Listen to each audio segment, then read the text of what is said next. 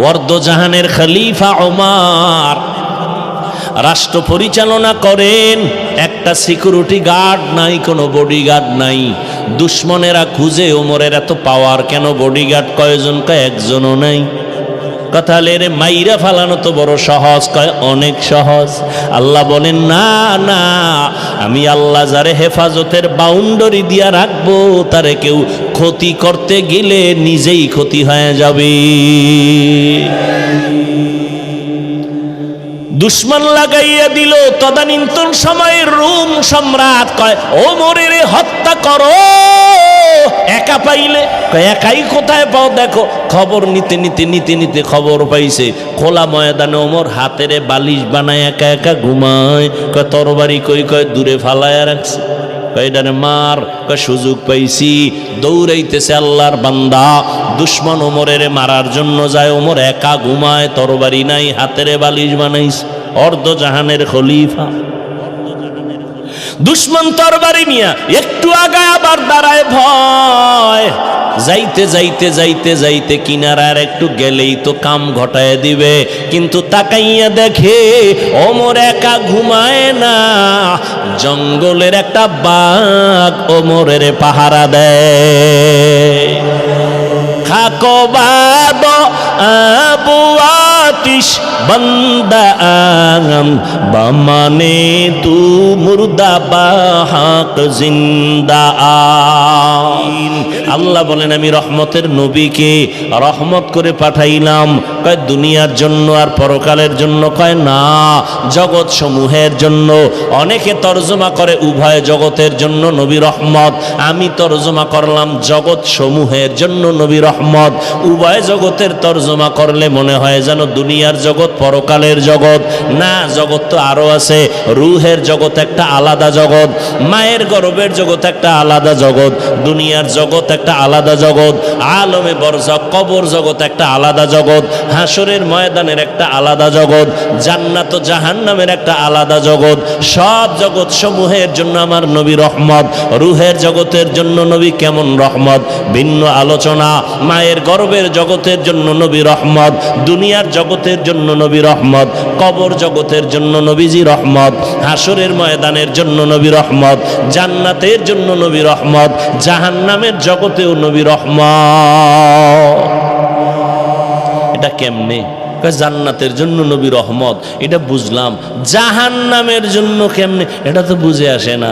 বুঝে না আসলে বুঝার চেষ্টা করো, বিরোধিতা করিও না। জাহান্নামের ক্ষেত্রে আমি শুধু দুনিয়ার জগতের জন্য নবী কেমন রহমত এই বিষয়ে দু চারটা কথা বলি। রহমতের নবী, দুনিয়ার জগতের জন্য রহমত। এরে নবীরা আশেক শুধু কি মানুষের জন্য? কয় না, রহমতের নবী মুমিন মুসলমানের জন্য যেমন রহমত, বেঈমানের জন্য নবী রহমত। পুরুষের জন্য যেমন নবী রহমত, নারীদের জন্য আমার নবী আলাদা রহমত। শুধু মানুষের জন্য নবী রহমত না, জিনদের জন্য নবী রহমত। শুধু মানুষের জন্য নবী রহমত না, জঙ্গলের প্রাণী পশুদের জন্য নবী রহমত, নদীর মাছের জন্য নবী রহমত, গাছের জন্য নবী রহমত, সব মাখলুকের জন্য নবী। আবু জাহাল হাতের মধ্যে পাথর নিয়ে কয় ভাতিজা মোহাম্মদ আছে কি বলতে পারো? কয় লাভ কি? কয় বললেই তোমারে নবী মানবো, কালেমা পড়বো। নবী বলেন আমি জানি না। কেন জানো না রে ভাতিজা? নবী বলেন আমি গাইবের মালিক না। গাইবের মালিক কে? আলিমুল গায়বি ওয়াস শাহাদাতি হুয়ার রাহমানুর রহিম।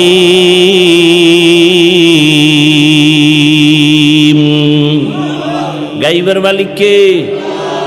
আর কেউ? যদি আমার পীর গায়েব জানে, এর নাম শিরিক।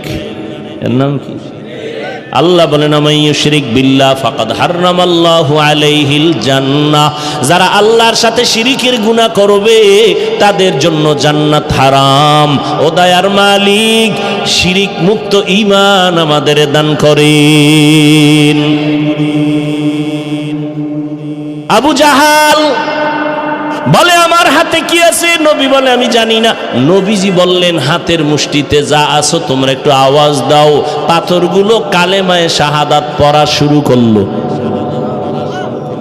কপাল খারাপ, আবু জাহিল্লা পাথরগুলো মাটিতে ফালায় কয় মোহাম্মদ বড় জাদুকর। কপালে কি নাই? মান ইয়াহদিল্লাহু ফাহুয়াল মুহতাদ ওয়া মান ইউদ্লিল ফালান তাজিদা লাহু ওয়ালিয়াম মুরশিদা। এর যুবক, ১৫০০ বছর আগে রহমতের নবী বলেছেন, যুবকেরা আমি মুহাম্মদের উপকার করেছে, বুড়ারা আমি মুহাম্মদের বিরোধিতা করেছে। ও যুবক বাবা, আজকে তোমার মধ্যে নবীর আদর্শ নাই কেন? আমি যে এতক্ষণ তোমার সামনে বয়ান করতেছি, কুত্তার মতো চিল্লাইতেছি, কুত্তার মতো দৌড়াইতেছি, আমি একা না, সব আলেমরা তোমাদের পেছনে দৌড়ায়। আজকে যদি তোমাকে বাদ দিয়া উচিত ছিল ওই চট্টগ্রামের পাহাড়িয়া এলাকায় যায় বয়ান করা, যেখানে মানুষ মুসলমানের খ্রিস্টান বানায়। আজকে বয়ান করা দরকার পঞ্চগড়, যেখানে কাদিয়ানি বানায়। কিন্তু ওখানে যাওয়ার সময় কই? ফজর থেকে দৌড় শুরু হয় আসর পর্যন্ত, আসর থেকে মাগরিব, মাগরিব থেকে এশা, এশার পরে সারা রাত 12টা মাস মুসলমানের পেছনে দৌড়াইয়া পায়ে ধরে ধরে ধরে ধরে বলি আমার দলে আসো। একবারও বলি না আমি 5 কল্লি টুপি মাথায় দিয়েছি, ভিন্ন টুপির বিরুদ্ধেও বলি না, হিংসা করে সালাম বন্ধ করি না। আমি কওমি মাদ্রাসার সন্তান, কোনোদিন স্কুল কলেজ আলিয়ার বিরুদ্ধে বলি না। আমি তাবলিগের লাইনের সন্তান, আমি বলি না তাবলিগ করো না হয় জাহান্নামে যাইবা।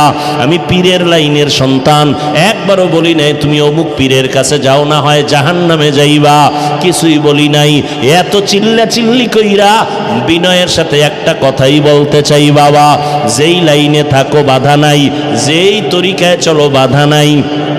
ব্যবসা করো আলহামদুলিল্লাহ, চাকরি করো আলহামদুলিল্লাহ, স্কুলে পড়ো আলহামদুলিল্লাহ, কলেজে পড়ো আলহামদুলিল্লাহ, ডাক্তার হও আলহামদুলিল্লাহ, ইঞ্জিনিয়ার হও কোনো বাধা নাই, একজন প্রফেসর হও বাধা নাই, একজন ডাক্তার হও বাধা নাই। তবে দাবি আমার একটা, বেয়াদব হইও না।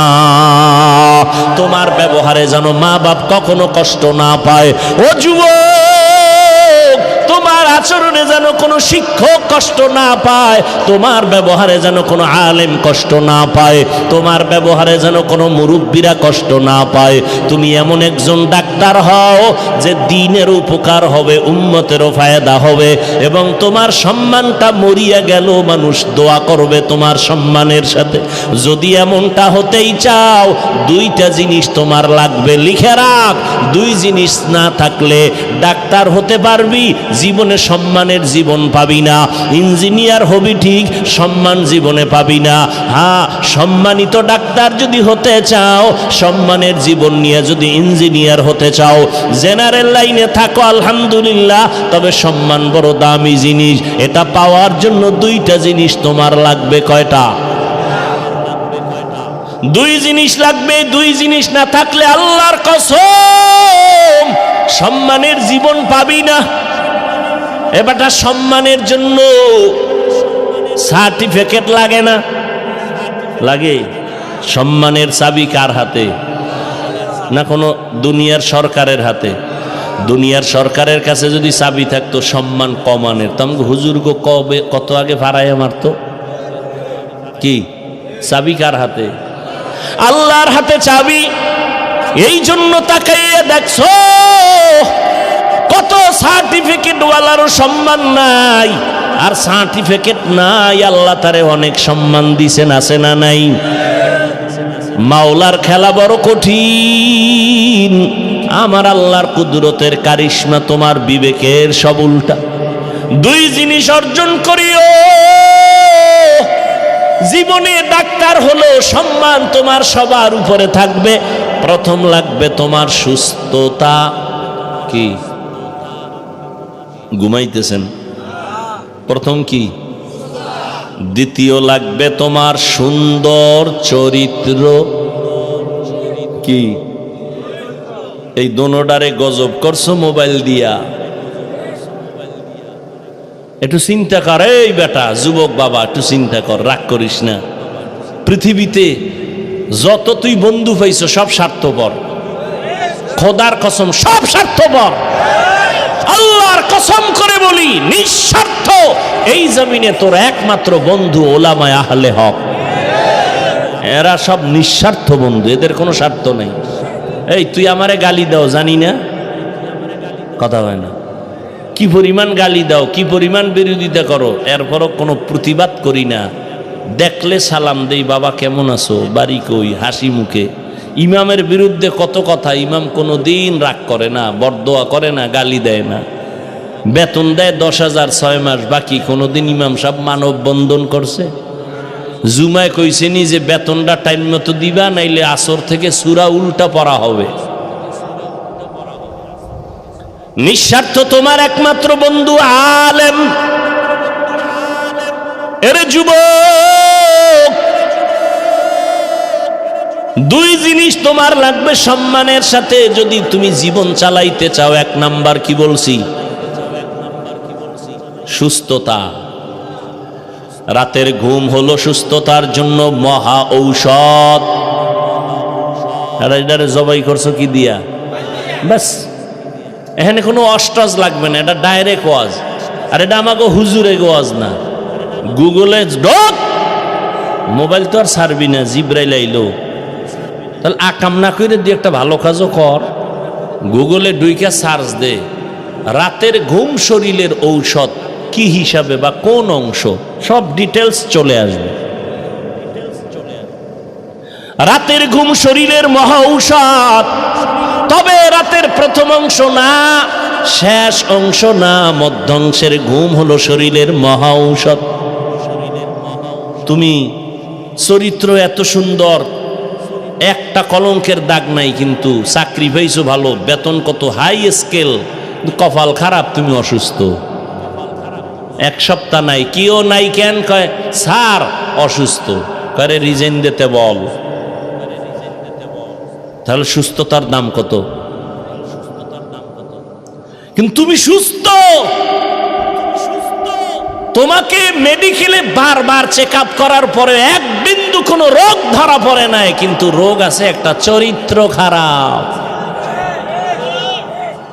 চাকরি মেয়াদ বাড়বে, তাহলে দুই জিনিস লাগবে, সুস্থতা, সুন্দর চরিত্র। সুস্থতার জন্য লাগবে একটু রাতের ঘুম, চরিত্র ঠিক করতে হলে লাগবে একদিকে মোবাইল ছাড়ো, অন্য দিক থেকে মদিনাওয়ালার আদর্শকে আঁকড়াইয়া ধরো।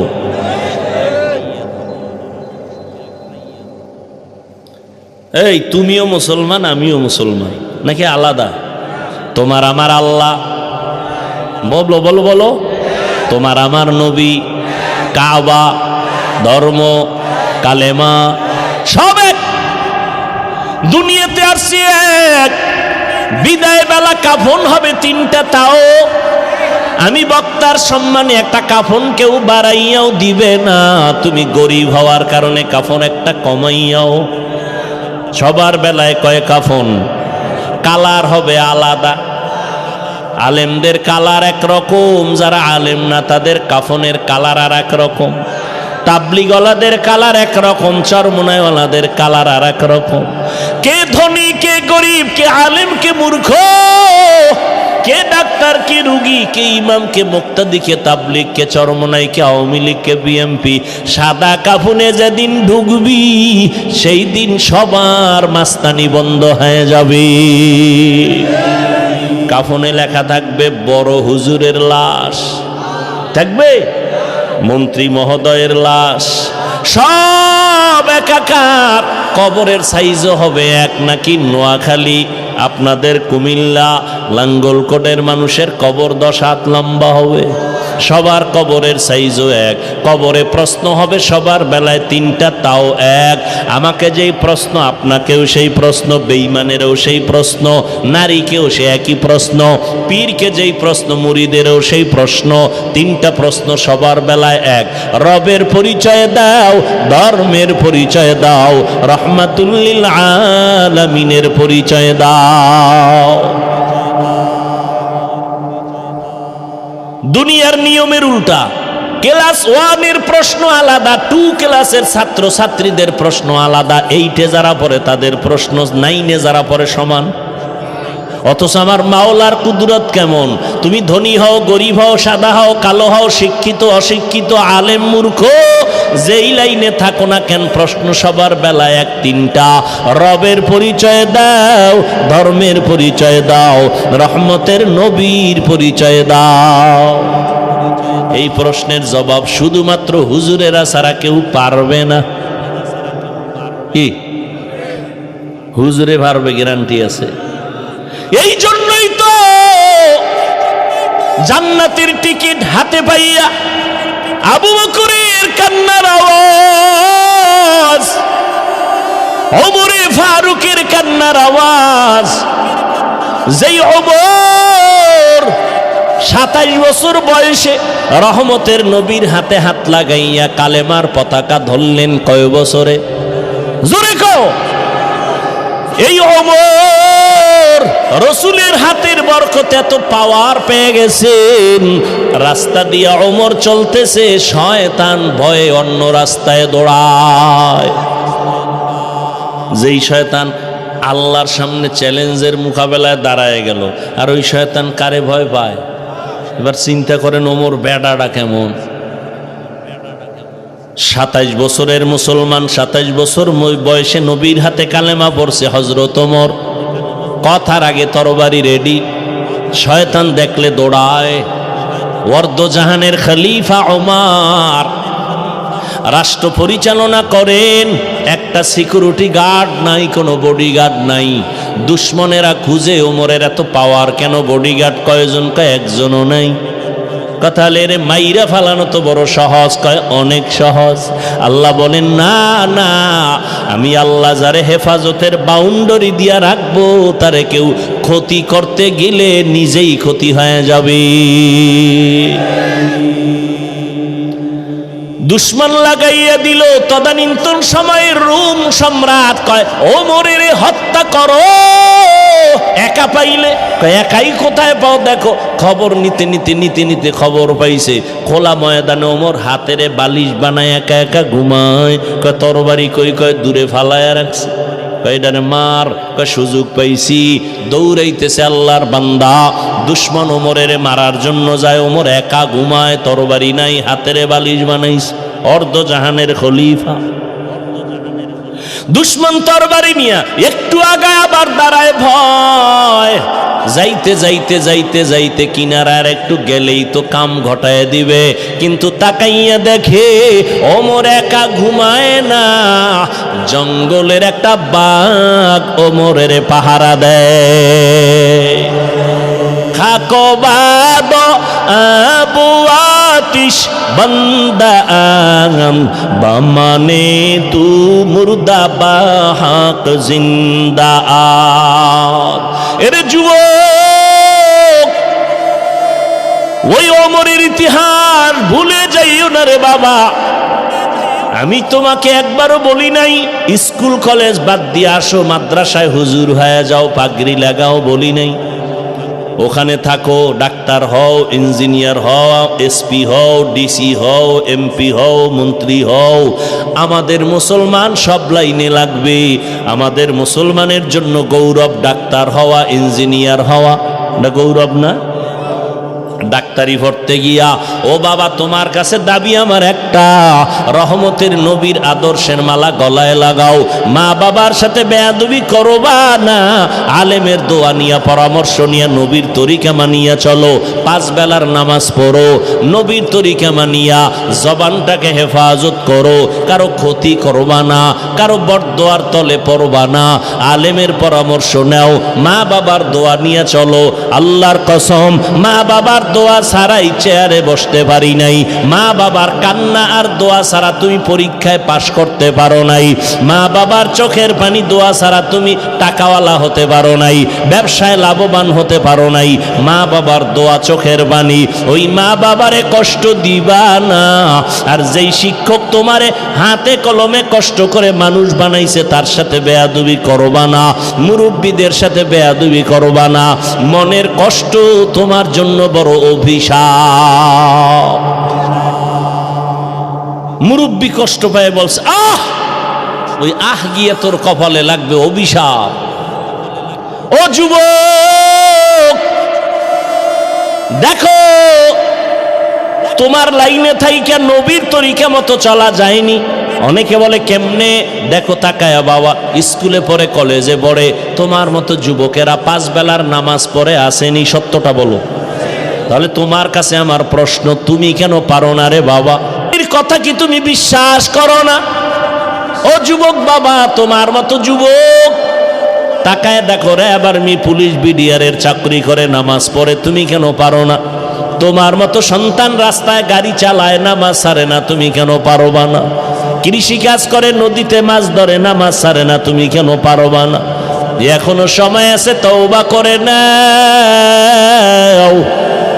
আল্লাহকে মনে মনে তওবার নিয়তে বলো, মনে মনে, ও দয়ার মালিক, জীবনে শয়তানের ধোকায় পড়ে দুনিয়ার লাইনে পড়িয়া আজকে নামাজ তো কম সারি নাই, কত গুনাহ করলাম, হাতের গুনাহ, চোখের গুনাহ, কানের গুনাহ, জবানের গুনাহ। ও আল্লাহ, একবারও চিন্তা করলাম না যে আমি একা একা কবরে যেতে হবে। আমার কবরে কেউ যাবে না, কই মা, কই বাবা, কই আপনজন, কই বন্ধু বান্ধব, কেউ যাবে না। আমি একা একা সাদা কাফনের প্যাকেট হয়ে কবরে থাকতে হবে। আল্লাহর কোরআন সত্য, ১৫০০ বছর একটা মিথ্যা কেউ বের করতে পারে নাই। ওই কোরআনে আল্লাহ পাক রব্বুল আলামিন গুনাহগারের জন্য জাহান্নামের আযাবের বয়ান করেছেন, নেক আমলওয়ালাদের জন্য জান্নাতের সুসংবাদ দিয়েছেন। ও যুবক বাবারা, আজকে নামাজ রোজা ঠিক রাখার পরে কই আমগো সম্মান তো কমলো না। আল্লাহর মোহাব্বত নিয়া তওবা করো, তুমিও রেডি হয়ে যাও। মরিয়া গেলেও যাবা, আর নামাজ ছাড়বা না, বেপরদায় চলবা না, মা বাবাকে কষ্ট দিবা না, নবীর তরিকার বাইরে চলবা না, নবীর মোহাব্বত নিয়া, উলামায়ে কেরামের পরামর্শ নিয়া 5 ওয়াক্ত নামাজ পড়বা, মা বাবার দোয়া নিয়া চলবা। আল্লাহ আমাদের সবাইকে তওবার উপরে মজবুত হয়ে নবীর তরিকায় চলার তৌফিক দান করেন, আমিন। আলহামদুলিল্লাহি রাব্বিল আলামিন, ওয়াসসালাতু ওয়াসসালামু আলা সাইয়্যিদিল আমবিয়াই ওয়াল মুরসালিন ওয়া আলা আলিহি ওয়া আসহাবিহি আজমাইন। ইয়া আরহামার রাহিমিন, ইয়া আরহামার রাহিমিন, ইয়া আরহামার রাহিমিন, রব্বিরহামহুমা কামা রব্বায়ানি সগীরা। আল্লাহুম্মা ইন্নাকা আফুউন কারীম তুহিব্বুল আফওয়া ফা'ফু আন্না। ও দয়ার মালিক, একটু কুদরতের নজর দিয়া দেখেন, এই বৃষ্টি বাদলে আপনার বান্দারা আপনাকে ভুলে নাই। কত যুবক, কত ছাত্র, কত আলেম, কত মুরব্বীরা হাজির হয়েছে, মা বোনেরাও হাত তুলেছেন। মেহেরবানি করে আমাদের জীবনের গুনাহগুলো মাফ করে দেন, মাহফিল কবুল করে নেন। আয় আল্লাহ, সমস্ত এলাকাবাসীকে কবুল করে নেন, ঘরে ঘরে শান্তি আল্লাহ দান করেন, সুন্নাতওয়ালা জিন্দেগি দান করেন। আমার কলিজার প্রত্যেকটা যুবকের দিনদার বানায়া দেন, রিয়া হাসাদ কিবির দূর করে ইখলাস দান করেন। উলামায়ে কেরামের পরামর্শ নিয়ে নবীর তরিকায় চলার তৌফিক দান করেন। 5 ওয়াক্ত নামাজি বানায়া দেন, মোবাইলের গুনাহের থেকে হেফাজত করেন। মা বোনদের আবেদা বানায়া দেন, সন্তানগুলো নেককার বানায়া দেন। লেখাপড়া যারা করে পরীক্ষার্থী কামিয়াবি দান করেন। সারা দুনিয়াবাসীকে মাফ করে দেন। ফিলিস্তিনের মুসলমানের উপরে রহমত দান করেন। ইসরায়েলের জালেমদের জুলুম থেকে হেফাজত করেন। আল্লাহ আমাদের ভেতরে ইখলাস, ইত্তেহাদ, ইত্তেফাক দান করেন। রিয়া হাসাদ দূর করে দেন। আমাদের মা বাবা মুরব্বী যারা দুনিয়ায় নাই, জান্নাতের ফয়সালা করে দেন। যারা বেঁচে আছেন দীর্ঘ নেক হায়াত দান করেন। আমাদের ভেতরে যারা অসুস্থ, সুস্থতা দান করেন। আয় আল্লাহ আদবালা বিনয়ী জিন্দেগি দান করেন। আয় আল্লাহ মাদ্রাসা মসজিদ সহ অন্যান্য শিক্ষা প্রতিষ্ঠান নবীর আদর্শে কবুল করে নেন। আয় আল্লাহ নবীজির সুন্নতলা জিন্দেগি দান করেন। বাইতুল্লাহ নবীর রওজা জিয়ারতের ব্যবস্থা করে দেন। চলার পথে হেফাজত করেন, বাতিলের মোকাবেলায় বিজয় দান করেন। মিথ্যা মামলায় যারা জড়িত কুদরতের হাতে হেফাজতের মুক্তির ব্যবস্থা করে দেন আল্লাহ। আয় আল্লাহ ইজ্জতের হেফাজত করেন, জান মাল আহাল পরিবার হেফাজত করেন। মুখালেফের মুআফিক বানায় দেন। জাহিরি বাতিনি দুশ্মনদের চক্রান্ত থেকে হেফাজত করেন। আয় আল্লাহ ইজ্জতওয়ালা জিন্দেগি দান করেন, সারা দুনিয়ায় খেদমতের জন্য কবুল করে নেন। সুস্থতার নেয়ামত আমাদের দান করেন। 5 ওয়াক্ত নামাজ বা জামাআত আদায়ের তৌফিক দান করেন। সকল ব্যবসায়ী যারা, চাকরিজীবী যারা, কামাই রুজি ব্যবসায় বরকত বাড়ায় দেন। বিদেশের ঘরে প্রবাসে যারা আছে সবাইকে হেফাজত করেন। আয় আল্লাহ মুসলমানদের এক নেক বানায় দেন, উলামায়ে কেরামদের এক হওয়ার তৌফিক দান করেন। শয়তানের ধোঁকা থেকে আমাদেরকে হেফাজত করেন।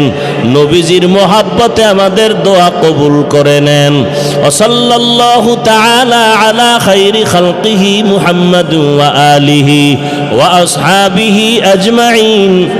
আমিন আমিন আমিন বিরহমাতিকা ইয়া আরহামার রাহিমিন।